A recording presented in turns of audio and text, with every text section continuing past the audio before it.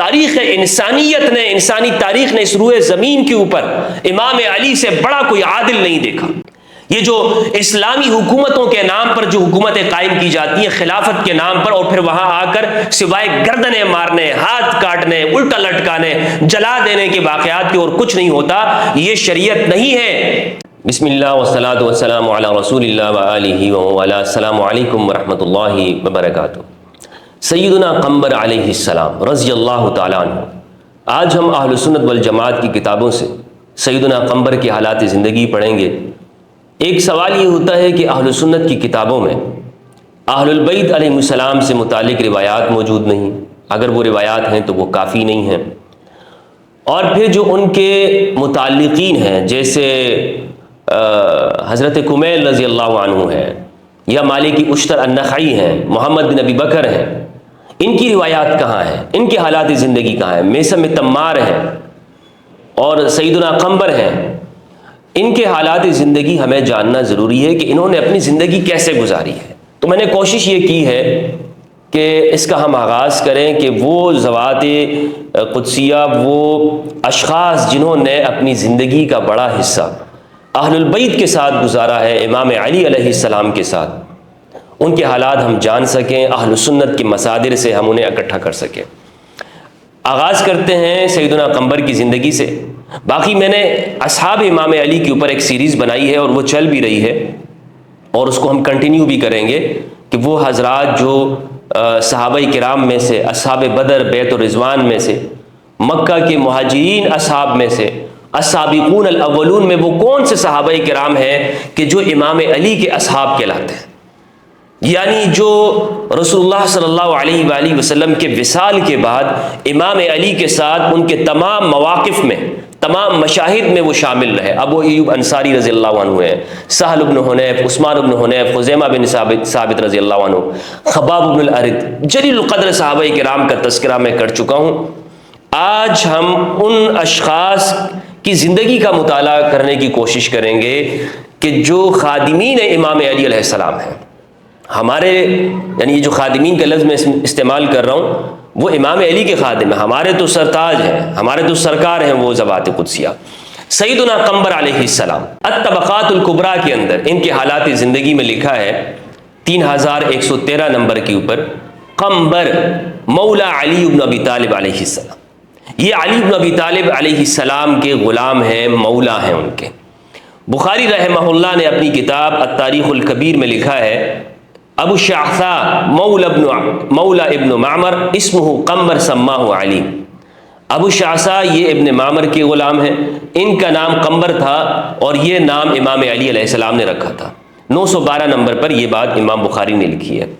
تاریخ المدینہ لابن شبہ جلد 4 صفحہ 1304 میں یہ بات لکھی ہے کہ امام علی علیہ السلام نے حضرت عثمان رضی اللہ تعالی عنہ کی حفاظت کے لیے سیدنا قمبر کو بھیجا تھا۔ امام حسن علیہ السلام، امام حسین علیہ السلام کے ساتھ ساتھ سیدنا قمبر کو بھی بھیجا، اور ان کا ہاتھ اس میں شل ہو گیا تھا کہ جب ان لوگوں نے حملہ کیا تھا حضرت عثمان پر، اور حضرت عثمان محصور تھے، حضرت عثمان پر پانی بھی بند کیا گیا۔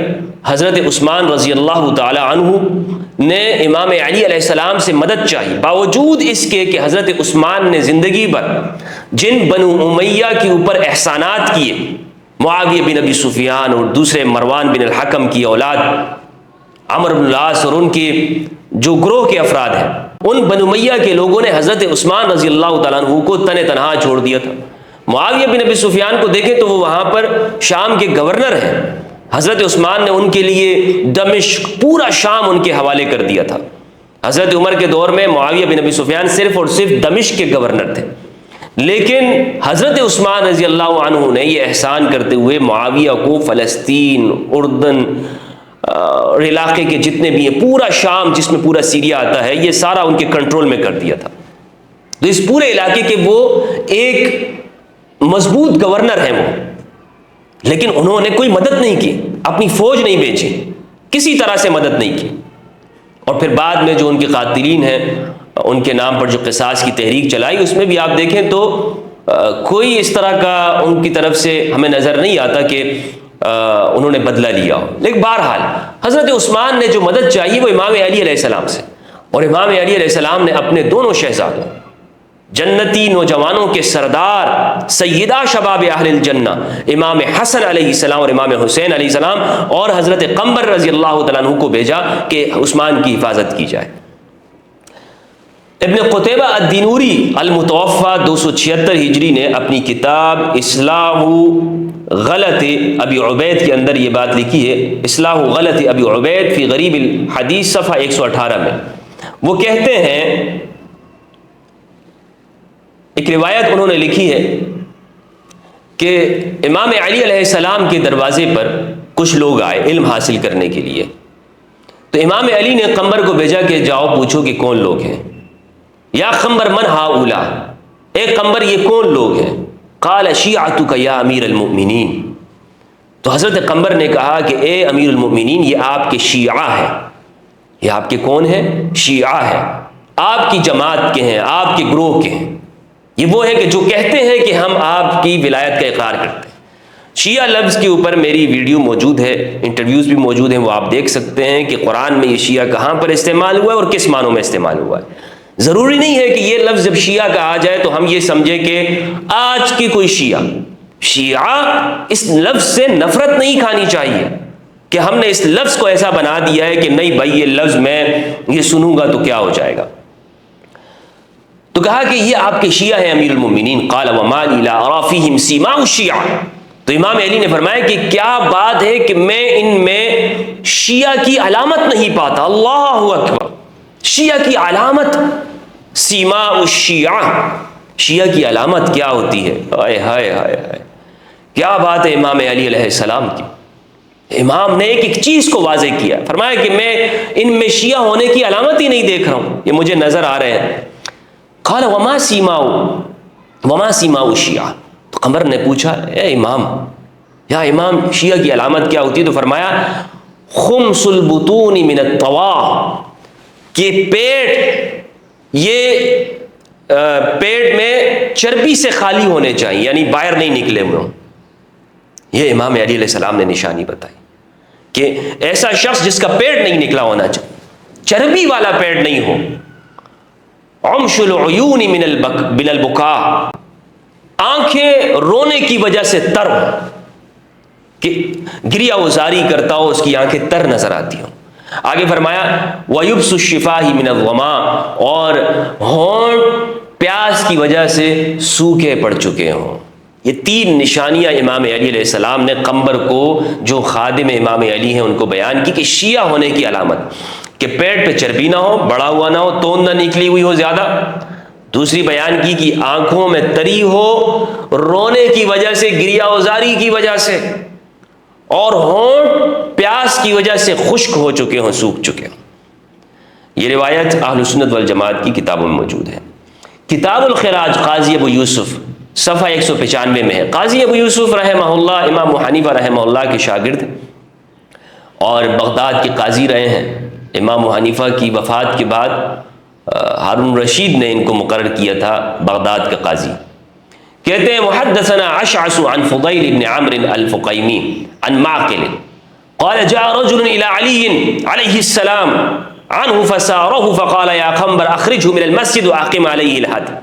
ایک آدمی امام علی علیہ السلام کے پاس آیا، مسجد میں امام علی علیہ السلام تشریف فرما تھے، اور اس نے امام علی کی کان میں کچھ سرگوشی کی، کچھ کہا. تو امام نے قمبر سے کہا کہ اسے مسجد سے باہر لے جاؤ اور باہر لے جا کر اس پر حد قائم کرو، اس کو کوڑے مارو.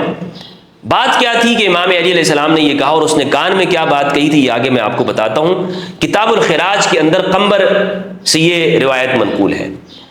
کہتے ہیں قاضی ابو یوسف نے آگے لکھا ہے کہ اس روایت سے استدلال کرتے ہوئے فقہا یہ کہتے ہیں کہ جو حدود اور تعزیرات ہوتی ہیں، سزائیں جو ہوتی ہیں، وہ مسجد کے اندر قائم نہیں کی جائیں گی. یعنی مسجد کے اندر امام علی علیہ السلام نے لوگوں کے اوپر حد قائم نہیں کی. المصنف لابن ابی شیبہ روایت نمبر 29,865 ہے. مکمل روایت اس طرح ہے، وہ کہتے ہیں امام علی علیہ السلام کے پاس ایک آدمی آیا اور اس نے امام علی کی کان میں سرگوشی کی. اصل میں اس نے اعتراف کیا تھا کہ میں نے فلاں فلاں گناہ کیا ہے، فلاں فلاں کام کیا ہے جس پر حد لازم آتی ہے۔ تو امام علی نے قمبر سے کہا کہ قمبر اسے مسجد سے باہر لے جاؤ، فجلدہ، اور اس کو کوڑے مارو۔ جب قمبر لے گئے اسے، اور یہ غلام آدمی تھا جس کو سیدنا قمبر لے کر گئے ہیں، تو اس پر جو حد قائم کی سیدنا قمبر نے اضافی بھی قائم کر دی، اپنی طرف سے بھی کچھ کوڑے مار دیا۔ وہ آدمی شکایت لے کر امام علی علیہ السلام کے پاس آیا۔ ثم جاء المجلود، وہ مجلود جس پر کوڑے جسے مارے گئے تھے وہ آیا۔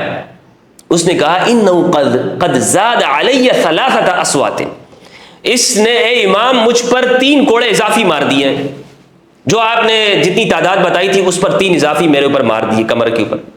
فقال له علی ما تقول، تو امام علی علیہ السلام نے فرمایا کہ تم کیا کہتے ہو؟ قمبر سے پوچھا تو قمبر نے بھی اعتراف کیا کہ ہاں صدقہ یا امیر المومنین، یہ بندہ صحیح کہتا ہے، میں نے ایسے ہی کیا، 3 اپنی طرف سے مار دیے تھے۔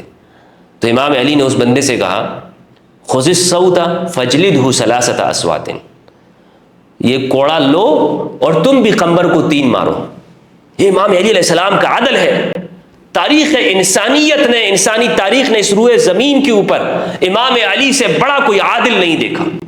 عدل امام علی علیہ السلام، جس کا اعتراف مستشرقین یورپ بھی کرتے ہیں کہ امام علی کے زمانے میں اپنا ہو یا پرایا ہو کوئی بھی حد سے بچ نہیں سکا، سب پہ حد قائم کی گئی اگر اس نے کچھ کیا تھا۔ اب یہ 3 حد امام علی یہ کر سکتے تھے کہ یہ میرا خادم ہے، یہ میرا شیعہ ہے، اس کے اوپر کیوں حد قائم کی جائے؟ امام علی نے یہ فرق ہی نہیں رکھا شریعت کے معاملے میں کہ جناب اپنوں کے لیے شریعت کچھ اور ہو، غیروں کے لیے شریعت کچھ اور ہو، نہیں، سب کے لیے برابری قائم کی ہے امام علی علیہ السلام نے، عدل امام علی علیہ السلام۔ ثم قال یا قمبر اذا جلدت فلا تعد الحدود، اے قمبر، پھر فرمایا امام علی علیہ السلام نے، اے قمبر جب تم حد قائم کرو تو حد سے مت بڑھو، تمہیں یہ اختیار نہیں ہے کہ تم اپنی لمٹ سے آگے نکل جاؤ۔ یہ امام علی علیہ السلام نے قمبر سے کہا۔ اگلی روایت ہے 28183 پر بھی یہ روایت موجود ہے۔ ایک بندہ آیا، اس نے امام علی سے کہا اے امام علی طہرنی، مجھے پاک کر دیں۔ یہ حدود جو ہیں یہ اس دنیا میں جو قائم کی جاتی ہیں، ایک تو اس کا فائدہ یہ ہے کہ معاشرے کے اندر انصاف قائم رہتا ہے اور مجرمین کے دلوں پہ خوف قائم رہتا ہے۔ لوگ اعتراض کرتے ہیں کہ اسلام میں حدود کا کیا فائدہ ہے، کوڑے مارے جا رہے ہیں، چور کا ہاتھ کاٹا جا رہا ہے، زانی کو کوڑے مارے جاتے ہیں۔ اس کا فائدہ یہ ہے کہ جس معاشرے میں حدود کا قیام نہیں ہوتا اس معاشرے میں عدل اور انصاف نہیں ہوتا، جرم کرنے والے وہ درندے بن جاتے ہیں، وہ گھومتے ہیں، کھلے چھوٹے پھرتے ہیں۔ ہمارے معاشرے میں یہی ہو رہا ہے۔ تو امام کے پاس وہ آیا اور کہا کہ طہرنی، اے امام مجھے پاک کر دیجیے، میں نے یہ گناہ کیا ہے، مجھ سے یہ سرزد ہو گیا ہے۔ تو امام نے کہا یا قمبر فضرب الحد ولکن هو یحد لنفسی، یہ اپنی حد خود بتا دے کہ اس کو کتنے مارے جائیں، اتنی ہی اس کو مارنا۔ فإذا نہاک فانتہی، لیکن جب یہ کہے کہ بس رک جا بس میری برداشت سے باہر ہے، تو پھر تم رک جانا۔ وکان مملوکن، اور یہ بندہ غلام تھا۔ اس سے یہ بھی معلوم ہوا اس روایت سے کہ غلام آدمی کے اوپر وہ اپنی مرضی سے حد قائم کرتے، 10 کوڑے مارو مجھے، 20 مارو۔ اس نے اعتراف کیا تھا شریعت کسی کے اوپر اتنا جبر نہیں کرتی ہے، اس کے بوجھ سے زیادہ جتنا اس کا نفس اٹھا سکتا ہے زیادہ بوجھ نہیں ڈالتی۔ ہمارے ہاں حدود کا تصور کیا بنایا گیا، حدود کا اب خود سوچیں، جب حد کا لفظ آتا ہے نا، لوگوں کے دماغ میں یہ آتا ہے کہ حد کا مطلب یہ ہے کہ گولی مار دو دوسرے کو، ہاں پتھر اٹھاؤ اس کے سر پہ مار دو، ایسے اس کو ختم کر دو، چور کا ہاتھ نہیں اس کی گردن کاٹ دو۔ یہ حد نہیں ہوتی۔ پھانسیاں دینا، لوگوں کو قتل کرنا، پتھروں سے مارنا، وحشیانہ طریقے کے اوپر، عورتوں کو ایسے کوڑے مار مار کر نمازوں کے لیے لے کے جانا، مردوں کو لے کے جانا، نماز کے اوقات میں شٹر ڈاؤن کرنا، بالکل اس طرح سے بالکل علاقوں کو بند کر دینا، اور کوئی ٹی وی گھر میں رکھا ہوا ہے اس کو توڑ دینا، گھروں پہ پتھراؤ کرنا، یہ شریعت کی حدود نہیں ہے۔ حدود کا تصور ہی ملائیت نے اور مذہبی پیشواؤں نے غلط قائم کر رکھا ہے۔ امام علی علیہ السلام جتنا ہو سکتا ہے آدمی کو چھوٹ دے رہے ہیں، اور یہ چھوٹ امام علی اپنی جانب سے نہیں دے رہے، یہ شریعت کا حکم ہے۔ امام علی علیہ السلام رسول اللہ صلی اللہ علیہ وآلہ وسلم کے نائب ہیں، وارث ہیں، دین کو بیان کرنے والے ہیں، وہ اچھی طرح جانتے ہیں کہ اس کا مقصد کیا ہے، کتنی حد دینی چاہیے، کتنی حد نہیں ہونی چاہیے۔ فرمایا فَإِذَا نَهَاكَ فَانْتَهِ، قمبر جب یہ کہے کہ رک جا تو پھر رک جانا، پھر اپنا کوڑا نہیں چلانا تم۔ المصنف عبد الرزاق کے اندر صنعانی حدیث نمبر 121 اور 122 ہے۔ یہ سیدنا قمبر سے جو روایات منقول ہیں اہل سنت کی کتابوں میں، جو حالات ہیں وہ میں آپ کے سامنے پیش کر رہا ہوں۔ عبد الرزاق نقل کرتے ہیں کہ ہمیں خبر تھی اسرائیل بن یونس نے ابو اسحاق سے، انہوں نے حیہ بن قیس سے، وہ کہتے ہیں کہ میں امام علی علیہ السلام کے پاس حاضر تھا۔ امام علی علیہ السلام نے وضو کے لیے پانی منگوایا، فغسل کفیہ ثلاثا، اپنے ہاتھوں کو یہاں تک 3 مرتبہ دھویا، ومضمض، اور آپ نے کھلی کی، واستنثر ثلاثا، اور 3 مرتبہ ناک جھاڑا، وغسل وجہہ ثلاثا، اور 3 مرتبہ اپنے چہرے مبارک کو دھویا، وذراعیہ ثلاثا، اور اپنے ذراع ان ہاتھوں کی کونیوں تک 3 مرتبہ دھوئے، ومسح برأسہ، اور سر کا مسح کیا، وغسل قدمیہ ثلاثا، اور اپنے قدموں کو 3 مرتبہ دھویا، ثم استتم قائما، پھر آپ کھڑے ہوئے، ثم اخذ فشرب فضل وضوئہ، اور وضو کے بچے ہوئے پانی جو وضو تھا اس کو آپ نے کھڑے ہو کر پانی پی لیا، کھڑے ہو کر پانی پی لی۔ تو وضو کا جو بچا ہوا پانی ہوتا ہے اس کو استعمال کیا جا سکتا ہے، اس روایت سے معلوم ہوا۔ اور دوسری بات یہ معلوم ہوئی کہ کھڑے ہو کر پانی بھی پیا جا سکتا ہے۔ کچھ لوگ منع کرتے ہیں کہ کھڑے ہو کر پانی کیوں پی لیا۔ کوئی مولوی صاحب اگر بازار میں، رستے میں، کسی بس میں یا کہیں پر چلتے ہوئے کھڑے ہو کر ڈرنک پی رہا ہو، پانی پی رہا ہو، کوئی ٹھنڈا پانی، لوگ کہیں گے او مولوی صاحب کھڑے ہو کے پانی پی رہا ہے، او بیٹھ کے پانی پیا کرو، کھڑے ہو کر کیوں پانی پی رہے ہو۔ تو لوگ کیا کرتے ہیں، مذاق بناتے ہیں اس کا، مولوی اور اس کو مسئلہ پتہ نہیں ہے، تو مولویوں کو لوگوں نے تو مسئلہ ہی غلط بتایا ہوا ہے نا۔ لوگوں کو کہتے ہیں ہر حال میں کھڑے ہو کر پانی نہیں پی سکتے، ہر حال میں تم بیٹھ کے پانی پیو، بس بیٹھ کے پانی پینا ہے، کھڑے ہو کے پانی نہیں۔ امام علی علیہ السلام نے کھڑے ہو کر پانی پیا، رسول اللہ صلی اللہ علیہ وآلہ وسلم نے، امام علی علیہ السلام نے، اس لیے تاکہ لوگوں کو معلوم ہو جائے کہ کچھ لوگ جو اس زمانے میں بھی اس کو ناجائز کہتے ہیں، امام بتا رہے ہیں کہ کھڑے ہو کر پانی پیا جا سکتا ہے۔ ثم قال انی رأیت رسول اللہ صلی اللہ علیہ وآلہ وسلم فعل کالذی رأیتمونی فعلت، تو امام علی علیہ السلام نے فرمایا کہ میں نے رسول اللہ کو دیکھا، آپ نے بھی اسی طرح کیا جیسے میں کر رہا ہوں، میں نے وہی کام کیا کہ جو رسول اللہ نے کیا، تم بھی یہ کام کیا کرو۔ فاحببت ان اریکم، تو میں نے یہ بات پسند کی کہ میں تمہیں یہ دکھاؤں۔ ابو عبید کی کتاب الاموال روایت نمبر 674 ہے، کہتے ہیں قال اتیت علیا حدثنا سعید بن محمد عن ہارون بن عنترہ، ہارون بن عنترہ سے روایت، وہ اپنے والد سے روایت کرتے ہیں عنترہ سے، عنترہ کہتے ہیں کہ میں علی علیہ السلام کے پاس آیا مسجد کے صحن میں، یوم نیروز، نیروز کے دن آیا۔ نیروز عجمیوں کی عید کا دن ہے، او مہرجان یا مہرجان، اب بھی ایران کے اندر اس کو منایا جاتا ہے، اور ہمارے جو شمالی علاقہ جات ہیں ان میں یہ عید منائی جاتی ہے، یہ خوشی ہے کہ فیسٹیول ہے۔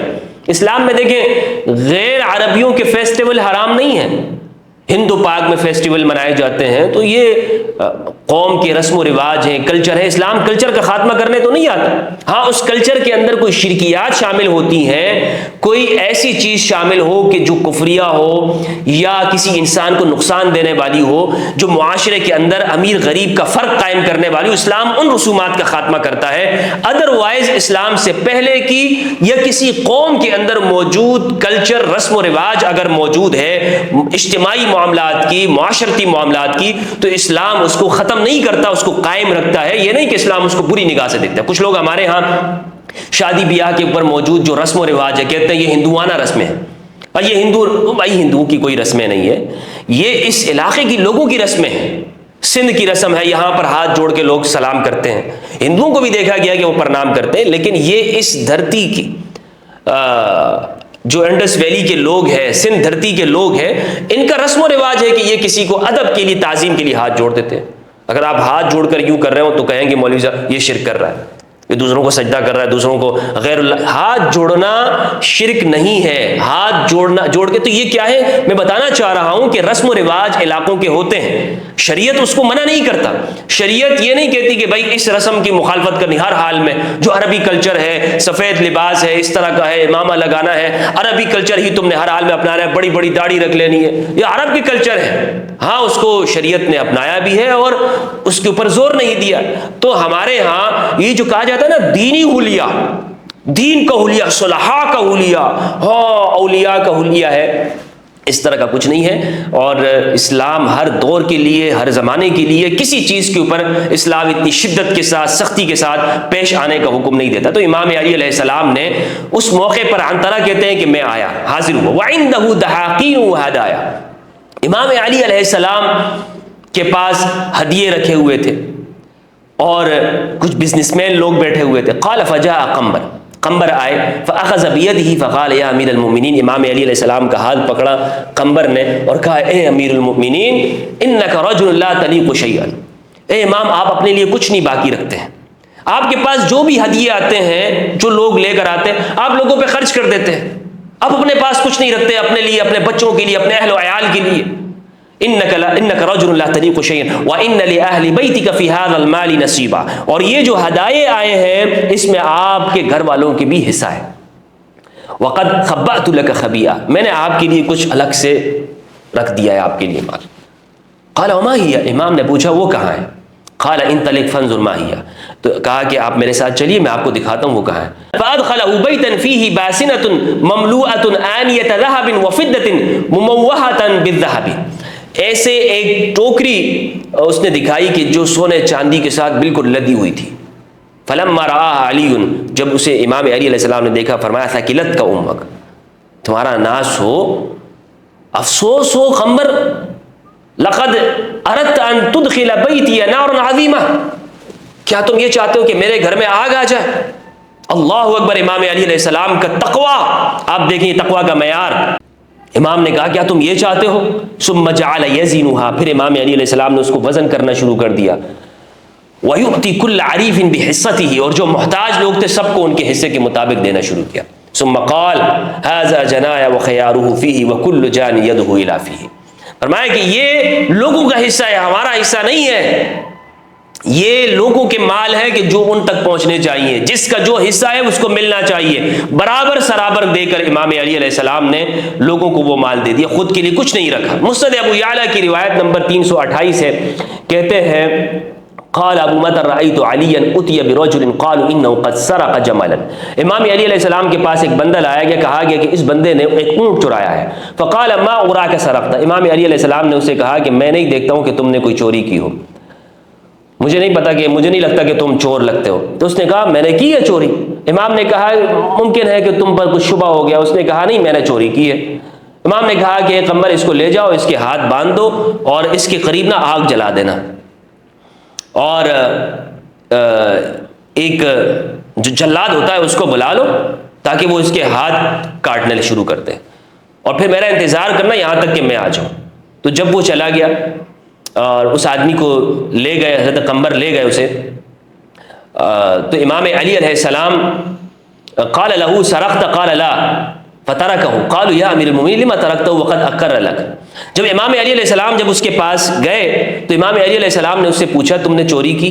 اس نے کہا نہیں، پہلے اس نے کہا تھا ہاں میں نے چوری کی ہے، اور قمبر سے امام علی علیہ السلام نے کہا کہ اسے لے جاؤ اور اس کا ہاتھ وغیرہ پورا آگ جلا کر تو میں آؤں تو انتظار کرنا۔ امام علی علیہ السلام جب اس کے پاس گئے تو اس نے اپنے بیان سے مکر گیا، اس نے کہا میں نے چوری نہیں کی۔ تو امام علی علیہ السلام نے فرمایا اس کو چھوڑ دو، فترکہ، اسے چھوڑ دیا گیا۔ قالوا یا امیر المؤمنین لما ترکتہ وقد اقر لک، اے امام آپ نے کیوں اسے چھوڑ دیا؟ لوگوں نے پوچھا جبکہ اس نے اپنے اوپر خود اقرار کیا ہوا تھا۔ المرء یؤخذ باقرارہ، احناف کے ہاں قول ہے، قاعدہ ہے اصول میں کہ بندہ اپنے اقرار سے پکڑا جاتا ہے، اقرار کر لیا اس نے خود کہہ دیا، اب اس کے اوپر یہ بات حد لازم ہونی چاہیے۔ امام علی علیہ السلام نے فرمایا اخذتہ بقولی واترکہ بقولی، میں نے اسی کے بعد کی بنیاد پر اسے گرفتار کیا، پکڑا، اور جب اس نے انکار کیا میں نے اسے چھوڑ دیا، میں اسی کی بات سے میں نے ہی اس کو پکڑا ہے اور اسی کی بات سے اس کو چھوڑا ہے۔ ثم قال علی، پھر امام علی علیہ السلام نے فرمایا بھائی دیکھو جو لوگ حدود کے اندر سختیاں کرتے ہو، بات یہ ہے اتي رسول اللہ صلی اللہ علیہ وآلہ وسلم برجل قد سرق فامر بقطعه ثم بكى، رسول اللہ صلی اللہ علیہ وآلہ وسلم کے پاس ایک شخص لایا گیا، اس نے چوری کی ہوئی تھی، آپ صلی اللہ علیہ وآلہ وسلم نے حکم دیا کہ اس بندے کے ہاتھ کاٹ دیے جائیں، اس نے چوری کی ہے، اس نے کیا کیا ہے؟ چوری کی ہے۔ تو جب آپ نے اس طرح حکم دیا ثم بکا، پھر آپ صلی اللہ علیہ وآلہ وسلم خود ہی رو پڑے۔ فقیل یا رسول اللہ لما تبکی، تو لوگوں نے، صحابہ نے پوچھا یا رسول اللہ آپ کیوں رو رہے ہیں؟ آپ نے فرمایا وَكَيْفَ لَا أَبْكِي وَأُمَّتِي تُقْطَعُ بَيْنَ أَظْهُرِكُمْ، میں کیسے نہ روؤں رحمت للعالمین، میں کیسے نہ روؤں کہ میرے امتی کے ہاتھ تمہارے سامنے کاٹے جا رہے ہیں۔ رحمت للعالمین ہے یہ امام علی علیہ السلام، رسول اللہ صلی اللہ علیہ وآلہ وسلم، ان کی زندگی، ان کی روایات، ان کی حیات طیبہ رحمت سے بھری ہوئی ہے۔ انسانوں پہ رحمت، مظلوموں پہ رحمت، ان پہ ترس کھانا۔ یہ شریعت کوئی ایسا نہیں ہے کہ سخت قسم کی کہ انسان بس جلاد بن جائے اور اس کے دل میں ذرا سی بھی رحمت نہ ہو۔ یہ جو اسلامی حکومتوں کے نام پر جو حکومتیں قائم کی جاتی ہیں خلافت کے نام پر، اور پھر وہاں آ کر سوائے گردنیں مارنے، ہاتھ کاٹنے، الٹا لٹکانے، جلا دینے کے واقعات کی اور کچھ نہیں ہوتا، یہ شریعت نہیں ہے، یہ ان کی اپنی قبائلی سوچ ہے، یہ ان کی درندگی ہے۔ خواتین کے اوپر تشدد کرنا، ان کو اسکول کے لیے نہ جانے دینا، ان کو باہر روک کے رکھنا، ان کو باہر نہ نکلنے دینا، یہ کون سی شریعت ہے؟ یہ کس قسم کا مزاج؟ یہ دین کا مزاج ہے ہی نہیں۔ رسول اللہ صلی اللہ علیہ وآلہ وسلم رو پڑے، قالوا یا رسول اللہ افلا عفوت عنہ، تو رسول اللہ سے کہا گیا، پوچھا گیا یا رسول اللہ آپ افلا عفوت عنہ، آپ معاف کیوں نہیں کرتے؟ آپ نے فرمایا ذاک سلطان سوء الذی یعفو عن الحدود ولکن تعافوا بینکم، وہ برا بادشاہ ہوتا ہے کہ جو حدود کو معاف کر دیتا ہے، حدود کو چھوڑ دیتا ہے، لیکن ایک دوسرے کو معاف کیا کرو۔ یعنی مراد یہ ہے کہ جب جہاں پر آپ دیکھو کہ جس جگہ پہ معاف کیا جا سکتا ہے وہاں معاف کر دو۔ یعنی ایک شخص عادی مجرم نہیں ہے، کبھی کبھار اس سے کچھ ایسی خطا ہو گئی، اس کی زندگی کے اکثر احوال وہ سچائی کے اوپر ہے، مجبوری سے اس نے ایک کام کر دیا، لیکن یہ رسول اللہ صلی اللہ علیہ وآلہ وسلم کا اختیار ہے یا امام کا اختیار ہے، اور حالات کو دیکھا جائے گا تب یہ فیصلہ کیا جا سکتا ہے۔ تو یہ سیدنا قنبر رضی اللہ تعالیٰ عنہ سے روایت تھی جو میں نے آپ کو سنائی۔ المعجم الاوسط لطبرانی جلد 7 حدیث نمبر 7569۔ ضحاک ابن مزاحم سے، وہ اعمش سے، وہ بازام سے، وہ قنبر سے نقل کرتے ہیں، وہ امام علی علیہ السلام سے، وہ رسول اللہ صلی اللہ علیہ وآلہ وسلم سے۔ رسول اللہ صلی اللہ علیہ وآلہ وسلم نے فرمایا الا ان الجنۃ اشتاقت الی 4 من اصحابی، سنو خوب سن لو کان کھول کے، جنت 4 میرے صحابہ میں سے 4 کی جنت مشتاق ہے۔ نمبر 1 فامرنی ربی ان احبہم، میرے رب نے بھی مجھے یہ حکم دیا ہے کہ میں ان کو محبت کروں۔ فانتدب صہیب الرومی، صہیب الرومی وہ آگے بڑھے، وبلال بن رباح رضی اللہ عنہ، طلحہ، زبیر، وسعد بن ابی وقاص، وحذیفہ بن الیمان، وعمار بن یاسر، ان سب نے رسول اللہ سے صلی اللہ علیہ وآلہ وسلم سے عرض کیا، فقالوا یا رسول اللہ من هؤلاء الاربعۃ حتی نحبہم، یہ 4 کون ہیں تاکہ ہم انہیں پہچان لیں اور ان سے محبت رکھیں۔ قال رسول اللہ صلی اللہ علیہ وآلہ وسلم یا عمار انت عرفک اللہ المنافقین، اے عمار تمہاری جہاں تک بات ہے تو تمہیں تو اللہ نے منافقین کی پہچان بتا دی ہے، تمہیں تو پتہ ہے کہ منافقین کون سے ہیں، تمہیں اچھی طرح سے معلوم ہے کہ اس وقت منافقین کون سے ہیں، کون سا گروہ ہے، تم اچھی طرح سے جانتے ہو۔ وَأَمَّا هَؤُلَاءِ الْأَرْبَعَةُ فَأَحَدُهُمْ عَلِيُّ بْنُ أَبِي طَالِبٍ، ہاں رہ گئی ان 4 کی بات، تو ان میں ایک علی بن ابی طالب ہے، امام المتقین، والثانی المقداد بن الاسود الکندی، اور دوسرے مقداد بن اسود الکندی ہیں، والثالث سلمان الفارسی، تیسرے سلمان الفارسی، والرابع ابو ذر الغفاری، اور چوتھے ابو ذر الغفاری ہیں۔ یہ روایت صحیح درجے کی روایت ہے کہ یہ 4 وہ ہیں جو رسول اللہ صلی اللہ علیہ وآلہ وسلم ان سے محبت کرتے ہیں، اور اللہ نے حکم دیا ہے کہ ان 4 سے محبت کی جائے۔ یہ وہ 4 ہیں رسول اللہ صلی اللہ علیہ وآلہ وسلم کی محبوب ہستیاں۔ تو یہ وہ روایات ہیں کہ جو سیدنا قنبر رضی اللہ تعالیٰ عنہ سے منقول ہیں اہل سنت والجماعت کی کتابوں، اور بہت ساری روایات ہیں، یہاں پر کافی بڑا ذخیرہ ہے، ادھر تقریباً کوئی 400 سے 500 روایات ہیں ان کی، جو ایک طویل وقت اور طویل نشست چاہتا ہے۔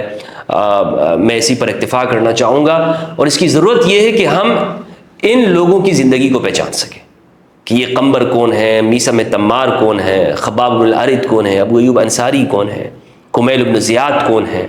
کمیل بن زیاد سے جو دعائیں منقول ہیں ان کا مطالعہ کریں، ان کی زندگی کو پڑھیں، تاکہ معرفت ہمیں حاصل ہو اہل بیت علیہ السلام کی۔ والسلام علیکم ورحمۃ اللہ وبرکاتہ۔